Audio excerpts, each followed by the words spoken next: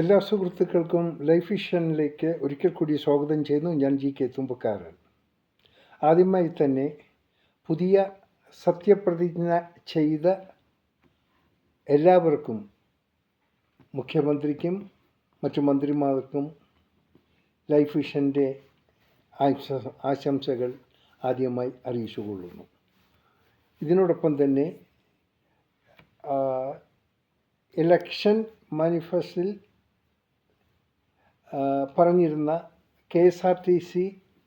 KSRTCയുടെ സൗജന്യ യാത്ര ജൂൺ 15-ാം തീയതി ആരംഭിക്കുമെന്ന് പറയുകയുണ്ടായി. സന്തോഷം. ആ ഒരു പ്രൊജക്റ്റിനെ കുറിച്ചാണ് ഞാൻ ഇന്ന് ഈ വീഡിയോയിൽ എല്ലാവരെയും അറിയിക്കാൻ ശ്രമിക്കുന്നത്. നമുക്കറിയാം, ഇപ്പോൾ തമിഴ്നാട്, ആന്ധ്ര, കർണാടക, ഇവിടങ്ങളിൽ, അതായത് കോൺഗ്രസ് ഭരിക്കുന്ന എല്ലാ സ്ഥലങ്ങളിലും ഈ സൗജന്യ ബസ് യാത്ര ഇംപ്ലിമെൻ്റ് ചെയ്ത് കഴിഞ്ഞു.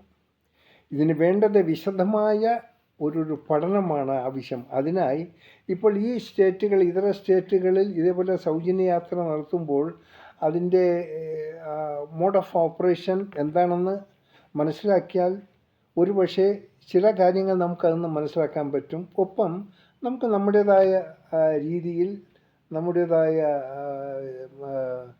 കപ്പാസിറ്റി ബേസ് ചെയ്തിട്ടുള്ള സംവിധാനം നമുക്കിവിടെയും ചെയ്യാൻ പറ്റും. ഇതിൽ പ്രധാനമായും ചിന്തിക്കേണ്ട ഒരു കാര്യം, ഇതിന് വേണ്ടത്, ഇതെൻ്റെ ഒരു അഭിപ്രായമാണ്, ഒരു ദിവസം ഇത്ര കിലോമീറ്റർ എന്ന് ഉള്ളൊരു നിബന്ധന ഉണ്ടാകണം. ഇല്ലെങ്കിൽ ഇത് അനാവശ്യമായി ആൾക്കാർ ഇത് മിസ്യൂസ് ചെയ്യും. ഇത് ചെയ്യുന്നതിന് ഇന്നത്തെ സാമ്പത്തിക സാഹചര്യം വെച്ച് ഒട്ടും പറ്റുന്നൊന്നല്ല. പക്ഷേ എങ്കിലും ഗവൺമെൻറ് അതിനുള്ളൊരു മുൻകൈയെടുത്ത് അത് ഇംപ്ലിമെൻ്റ് ചെയ്യാൻ ശ്രമിക്കുന്നതിൽ നമ്മളതിൽ സന്തോഷവരാണ്. ഇതിലേറ്റവും കൂടുതൽ ഇതിന് ബെനിഫിറ്റ് ഉണ്ടാകുന്നത് ഈ ആശാവർക്കർമാർ, കുടുംബശ്രീ അംഗങ്ങൾ, സ്വയം തൊഴിൽ കണ്ടെത്തുക, സ്വയം തൊഴിൽ പരിപാടിയിൽ ഏർപ്പെട്ടിരിക്കുക, ഇവർക്കൊക്കെയാണ്. കാരണം ഇവർ ശകലം വീട്ടിൽ നിന്നും കുറച്ച് അങ്ങോട്ടും ഇങ്ങോട്ടും മാറി ബസ്സിലൊക്കെ യാത്ര ചെയ്താണ് ഈ തൊഴിലിന് പോണത്. അവർക്ക് കിട്ടുന്ന ആ ഒരു വേതനം അത്ര പോരാ. ബട്ട് ഈവൻ ദോ ചെറിയ അവരുടെ കാര്യങ്ങളും ഒക്കെ നടത്താൻ സാധിക്കും. അതുകൊണ്ട് ആൾക്കാർ കൂടുതൽ അതിൽ പോവുകയാണ്. അവർക്കാണ് ഇത് കൂടുതൽ ഗുണകരമാകുന്നത്. ഒപ്പം ഈ കൂലിപ്പണിക്ക് പോണവർ, ഈ മറ്റു വീടുകളിൽ ക്ലീനിങ് വർക്ക് ഇങ്ങനെ പോകണ എല്ലാവർക്കും ഇത് ഉപയോഗപ്രദമായിരിക്കും. അപ്പോൾ ഇതിൻ്റെ ഉപയോഗം ഇതിന് വളരെ ടെക്നിക്കലായിട്ട് മനസ്സിലാക്കേണ്ടത്, ഇപ്പോൾ ട്രിവാൻഡ്രത്ത് കൊടുക്കുന്ന പാസ് എറണാകുളത്ത് ഉപയോഗിക്കാൻ പറ്റുമല്ലോ, അതാണ് നോക്കേണ്ടത്. ഇതൊരു ഡിസ്ട്രിക്റ്റിൽ കൊടുക്കുന്ന പാസ് ആ ഡിസ്ട്രിക്റ്റിൽ മാത്രമാണ് ഉപയോഗിക്കേണ്ടത്. അതാണ് വയബിൾ എന്താണെന്ന് അതും നോക്കേണ്ടിയിരിക്കുന്നതാണ്. രണ്ടാമത്, ലോങ് ഡിസ്റ്റൻസ് ബസ് യാത്രകൾക്ക് ഇത് അഭികാമ്യമാണോ, അത് വേണമോ എന്നും കൂടെ ഒന്ന് ചിന്തിക്കണം. ഇതിൽ കാര്യം ഒരുപാട് കാര്യങ്ങൾ ചിന്തിക്കേണ്ട. കാരണം നമ്മുടെ ആൾക്കാർക്ക് ഒരു ആനുകൂല്യം കിട്ടിയാൽ അത് മിസ്യൂസ് ചെയ്യുന്നതിൽ പ്രഗത്ഭരാണ്. അത് എല്ലാവർക്കും അതിൻ്റെ ഗുണം എത്തണമെന്നുള്ള കാര്യം ഇവർ ശ്രദ്ധിക്കില്ല സ്വയം. രണ്ടാമത്, ഈ ഒരു കാർഡ് കൊടുക്കുന്ന ഇവരുടെ തൊഴിലുറപ്പിനും ഇവരുടെ തൊഴിൽ കാര്യങ്ങൾക്കുള്ള യാത്രയ്ക്കാണ്. മറിച്ച് ഇതൊരിക്കലും ഈ സമരം ചെയ്യാനും സെക്രട്ടേറിയറ്റിൽ പോയി കൊടി പിടിക്കാനും യാത്രയ്ക്ക് ഉപയോഗിക്കുന്ന പാസ്സായിരിക്കരുത്. അത് നിബന്ധനകൾ പ്രത്യേകം അതിലുണ്ടായിരിക്കണം. അതിനുള്ള സംവിധാനം കണ്ടെത്തുകയും വേണം. കാരണം ഒരു ഓൾ ഇന്ത്യ ബന്ദ് വന്നിട്ടുണ്ടെങ്കിൽ ആ ആൾ ഇന്ത്യ ബന്ദിൻ്റെ അന്ന്, അല്ലെങ്കിൽ വളരെ മോശമായൊരു സാഹചര്യമാണ് വരുന്നതെങ്കിൽ അന്ന് ഈ കാർഡിന് വാല്യൂ ഉപയോഗിക്കുന്നതിന് റെസ്ട്രിക്ഷൻസ് ഉണ്ടാകും. അതിനെന്തെങ്കിലും നിബന്ധനകൾ അത് അതിൻ്റെ ഇതുമായി ബന്ധപ്പെട്ടിരിക്കുന്നവർ കണ്ടെത്തേണ്ടതാണ്. രണ്ടാമത്, നല്ല സാമ്പത്തിക സൗകര്യമുള്ളവർ സ്വന്തം വാഹനം എന്ന് പറഞ്ഞാൽ നോട്ട് ടൂ വീലർ എല്ലാവർക്കും ഉണ്ട്.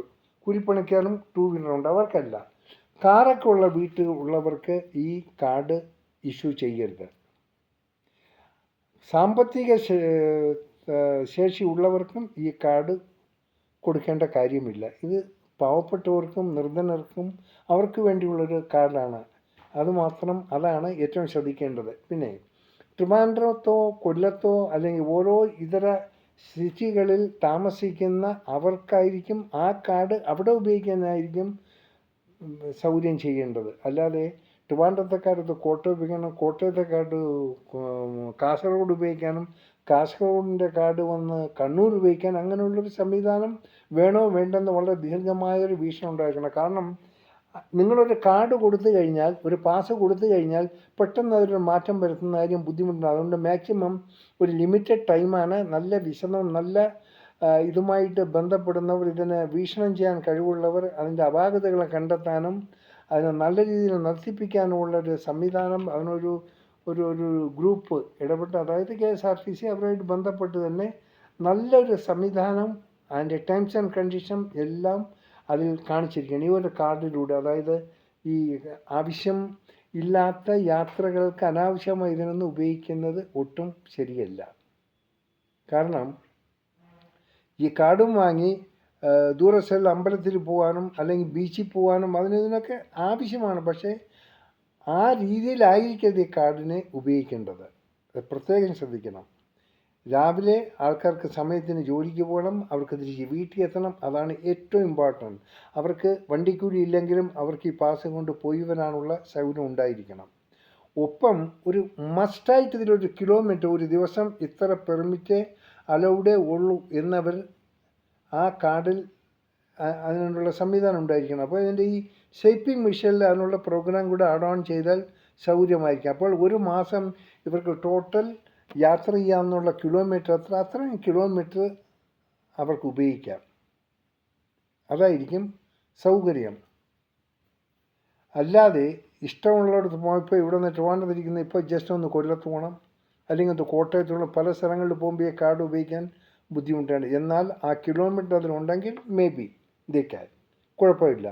അപ്പോൾ അതിന് അവർക്കൊരു ഈ കാർഡ് ഇഷ്യൂയിങ് ചെയ്യുന്ന അതോറിറ്റി ആർക്കാണ് കൊടുക്കുന്നു, അവർ ഏത് മേഖലയിലാണ് ജോലി ചെയ്യുന്നത്, അവർക്ക് ഒരു ദിവസം എത്ര കിലോമീറ്റർ യാത്ര ചെയ്യേണ്ടി വരും, അതൊന്നൊരു 10 കിലോമീറ്റർ കൂടുതൽ കൊടുത്താലും കുഴപ്പമില്ല. ബട്ട് ഇത് ഓപ്പറേഷൻ ചെയ്യാൻ അതൊരു അണ്ടർ കൺട്രോളായിരിക്കണം.